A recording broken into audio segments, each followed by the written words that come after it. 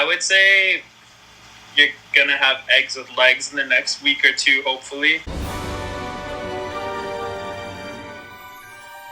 Hi everybody, welcome back to my channel. So today we are going to be doing a video that was not quite planned, but I mean, I guess it kind of, I don't know. What am I even saying?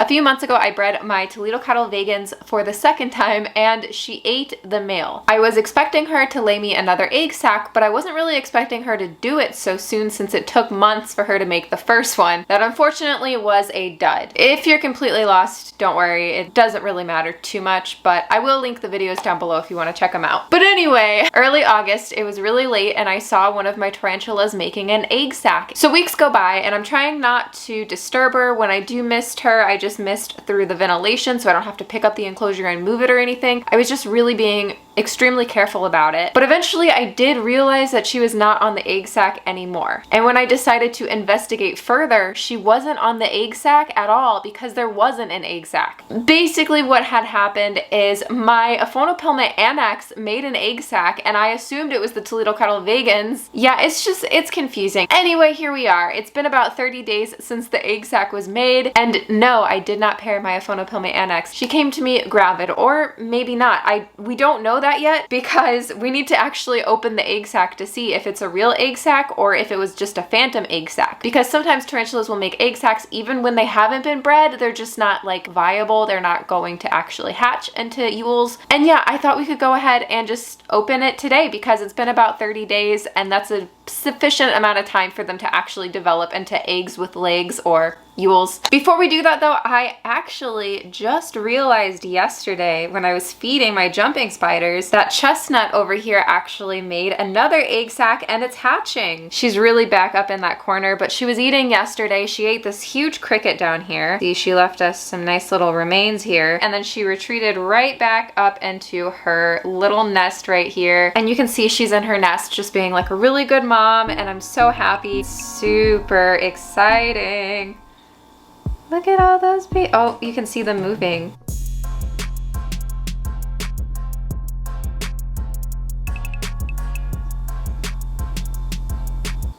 Look at my chipmunk. Oh, did you see that? I'm so bad about feeding wild animals, but I don't want to talk about it. Okay.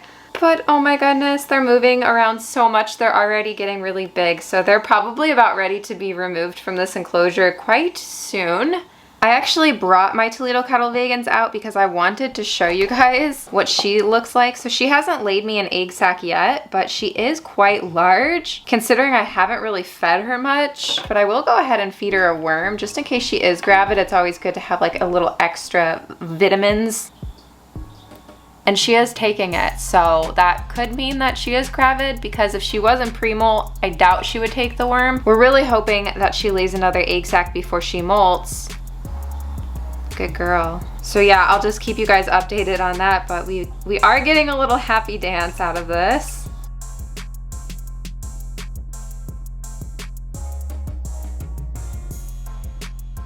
Like, they don't look similar at all. It's just, I remember I saw one making an egg sac. I automatically assumed it was the Toledo cattle vegans because I had just bred her about a month previously. And I've been kind of expecting or at least hoping for another egg sac from her. So yeah, I had no expectations. So yeah, I just had no idea. I wonder if she'll take a super worm.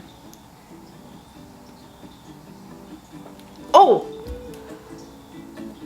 Okay, so she definitely is hungry. I would be too, girl.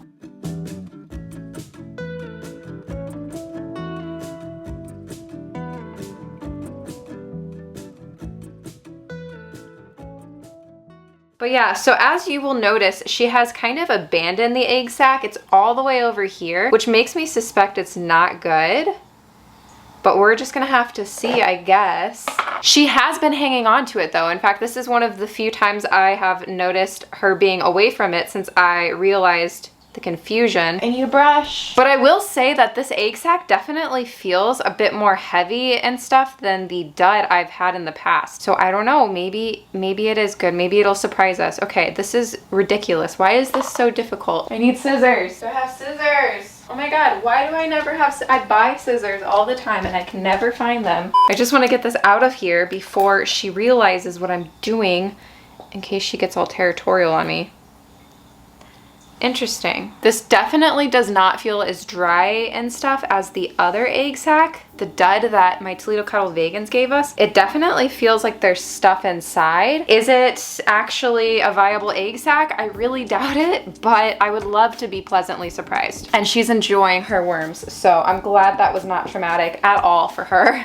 All right, this always makes me so nervous.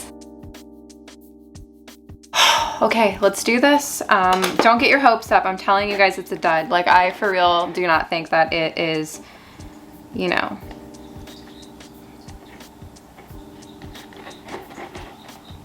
We'll open it right here, just so I have more hands free. When I saw her laying the egg sac though, she was like doing a really good job with it. Like, she definitely wrapped it good and everything.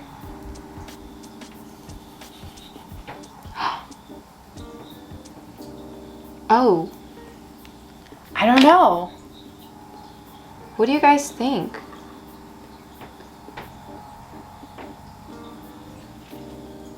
I don't know. It looks like it could be a good egg sac, but the thing is like, this is day 30. They should be like having, like, they should have legs by now, I believe. But I'll go ahead. You know what? We're gonna pause. I'm going to text Tom or Nate and see like what they say, and I'll let you guys know.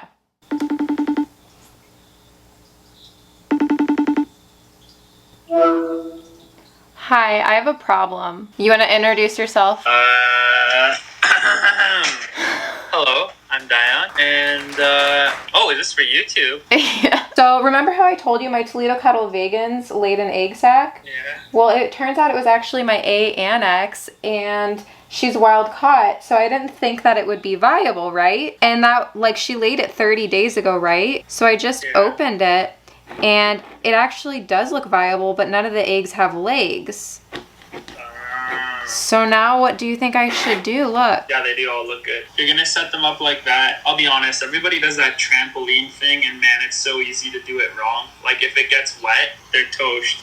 So I would do that, and then like literally maybe have like a drop or 2 drops of water on the paper towel at somewhere at the top edges of it, and then just make sure that that thing holds pretty good humidity, and just keep checking on them. And ideally, like, if you want to very gently like caress or like move the egg sac so the eggs rotate a little bit. I don't know what the trampoline thing is. What is the trampoline thing? The trampoline thing is where you take like a nylon. Have you seen that? And you like cut out the lid of like a snap lid container, and then you would pull a nylon over it after filling it like halfway with water. So what you get is this like tight trampoline kind of thing with, I guess, like a frame around it, and all your eggs are just sitting loose on the nylon.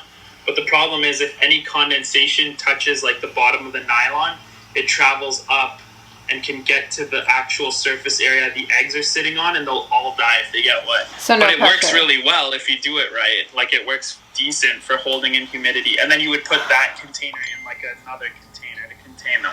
It's like Rob used to do that, right? Okay, Tom just said it's either going to hatch or not hatch. It doesn't need the female at this point. Yeah, I mean, no, it doesn't. I mean, definitely don't put it back, because it'll just fall out everywhere. Well, Nate told me I could sew it and put it back. Yeah, but then I mean, it probably would be fine to do that, but I'm always scared that once you've like taken it away, she might just like be weird and eat it. That's what I'm worried about too. I would say you're gonna have eggs with legs in the next week or 2, hopefully, and then yeah, you just have to take care of them. Like, the same sort of thing happened to me with my the heck was it? Why am I already forgetting? What's the yellow blue-footed or golden blue-footed baboon? H. pulchripes. H. pulchripes, thank you. So when I produced that sac, most of them, when I thought it was ready to be pulled, most of them weren't eggs with legs yet. Some of them were. So it was further along than the sac you have there. But all I did was just the same thing. I had a deli cup with a lid that had a few air holes, like just tiny pinpricks in the lid. And then like I said, I put like very little, like every few days I'd put like 1 or 2 drops along the top edge of that paper towel, just so like it was kind of the ambient humidity was maintained, because the sack's also open now, right? So they can dry a bit. And then, yeah, I just kind of periodically try to gently move the contents of the sack, because the female's doing that regardless. She's rotating the eggs. I don't know how necessary it is anymore at that point. I've seen a lot of European breeders just do that, and they put them in a deli cup with like a coffee filter or something and leave it like that. Yeah, because I have a deli cup here, and Tom's telling me I don't have to do anything, but I don't know. Yeah. So then go by him. I mean, he definitely knows what he's talking about. Well, I mean, you do too. I just think that there's like multiple answers, so I'm just asking everybody their opinions before I like make the decision what to do. But that does sound like a good method. But then Tom says do nothing. Nate says sew it up and throw it back in. Tom says it doesn't need the mom. This is a learning experience for us all. So I just wasn't like, I wasn't expecting it to be viable, like, you know, and it's been 30 days, so I thought it would be like good to go if it was. Yeah, I guess it depends on the temperatures and stuff. 30 days, and it's also, I mean, that species or genus at large is like slow growing in every sense of the word, so maybe they just take longer to get to eggs with legs. Yeah. But those eggs look great. Like, they don't look like duds. Usually they're kind of a more cloudy, less yellow color, and you see like white film under the egg, like, membrane, if you will. So yeah, as soon as I picked it up, like, I knew it was like different than the last time, because I felt like the weight. It's not a big clump. Yeah, no, it was like all loose and stuff. But like, I don't know. If I just like leave them like this, do I mist this at all? Or like, I would not, like, even if you were gonna add any humidity, I wouldn't mist, because you don't want any water to physically come into contact with those eggs. No water. Got it. So you maybe just go with what Tom says, don't do anything. But if you were to add water, I'd like use, I don't know, like literally a dripper and put like 1 or 2 drops along the outer rim of the paper towel, and then just wash them closely and make sure they don't shrivel or anything. And exciting stuff. I'm scared. I think I ruined it. Nah, you're good. Tom said, I said, do I need to do anything? And he said, no, you can rotate them if you need something to do, but that's probably not necessary at this point either. Thank you, everybody. Subscribe to Reptiles. You can find his channel linked down below. Thank you, and enjoy your editing. Thank you, bye. Bye. 3 different people who have had a lot of success breeding and 3 different answers, and I think they're all good answers. I don't trust myself not to mess up the trampoline method that Diane suggested. However, I do feel like probably be one of the best options. Tom says don't do anything, that they're far enough along to actually just progress themselves. And then Nate says he has had success sewing them back together and throwing them back in with the mom, but that does risk, obviously, the female like eating them or realizing something's different about the egg sac, so you know that's not perfect either. So I think the safest thing to do is to just seal this up and hope for the best. So I don't know, I'll keep you guys updated on whatever happens. So the next day I got a little curious and I checked on the eggs again. As you'll notice, I put substrate in there because Tom told me that would help with the humidity. Also, ignore all my plants right there. I just saved them from the rain the night before. But I noticed upon getting a closer look, some of the eggs really weren't looking as good as I thought they did yesterday. Like when I opened the egg sac, I didn't really investigate it too closely. I just kind of looked at the ones on the surface. And so I got a little bit concerned, and Diane had suggested that I could try just pouring them all out and getting a better look to even see if they are viable, because keep in mind these could not be fertile eggs. Considering I didn't pair her, she is wild caught. I don't know when she molted last. They could be like just duds and just never develop, and I wouldn't know. So I ended up pouring them out onto this paper towel in this container that I could keep sealed to kind of still maintain a little bit of humidity, and decided to get like a closer look to see if these are any good that I can tell. Honestly, looking closer, I'm kind of thinking they might not be good. They really just kind of have that milky color. Some of them are a little indented, and there's a couple bad ones in there that I could see that had darkened. Now, from my research and talking to other breeders, apparently there's still hope. It's possible they are fertile. It's possible they'll develop into yules, and they don't look like terrible, but they also might not be viable. So I mean, really it's up in the air. As of now, they haven't progressed into anything, but I'll definitely keep you guys updated.